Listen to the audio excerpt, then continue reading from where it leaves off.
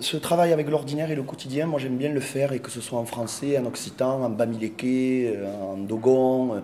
C'est un rapport à l'ordinarité en fait que je trouve très intéressant, qui révèle, comme tu viens de le dire, beaucoup d'intimité. Et comment on fait pour s'y confronter? On rentre dans la matière. Tu vois, là, il y a des extraits de collectage qui viennent, quelques-uns du Rouergue, de Alcantou, tous les autres viennent du Périgord. On choisit, on regarde, on est touché par des histoires, par des récits, par des visages. Christophe, il a l'habitude de travailler avec ce matériel, ces matériaux.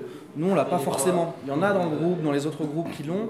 Nous, dans Balicoton, on l'a pas forcément, mais on a dû se confronter à ça, quoi. On a dû se confronter à ces vidéos, à cet ordinaire.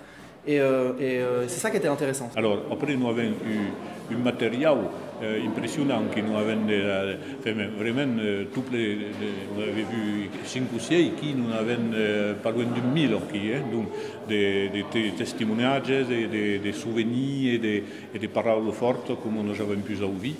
Et alors, nous, bien sûr, le problème est venu qu'on ne fait pas, on n'a pas le laissé dans la tiretta, comme chaque fois que chouvem dans la correcta, nous voulons faire encore des vidéos.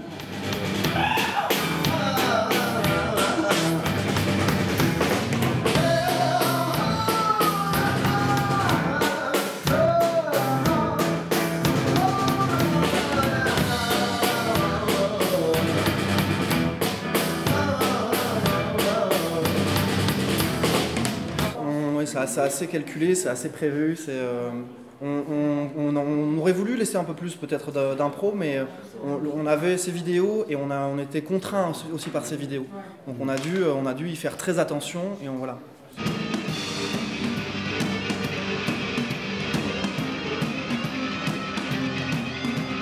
Aymat. Wow. Aymat a la relação des impressões sur le spectacle. Ben, je suis à la sortie d'aqui, la sortie ici. C'est arrivé à peine de Macadière, donc c'est pas évident d'être par là d'accord.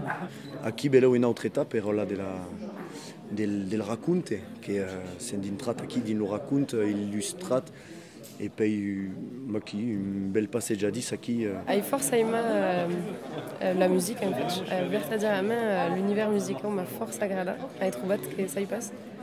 Mais tu pla, enfin tout bas plat, mas ce qui compte que toutes les causes se mettent bien.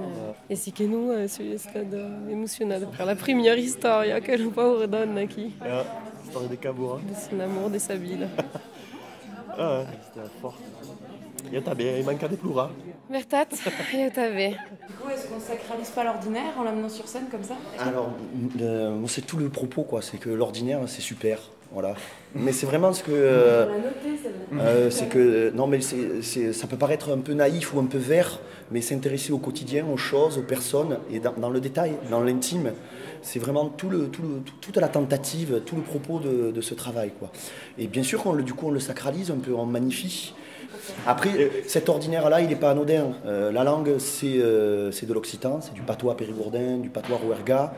Même si Alex te dit, c'est vrai qu'ils ont une culture très rock, post-rock, mais attention, ils sont nés dans le Périgord, dans le Tarn, ils ont tous un grand-père, une grand-mère, ils ont un lien quand même affectif avec cette langue, ce qui fait qu'ils ont joué le jeu extrêmement spontanément et assez naturellement en fait. Tout le monde a joué le jeu et est rentré dans cette dynamique d'essayer de comprendre la langue, d'essayer, même si on ne comprend pas la langue, de rentrer dans l'image.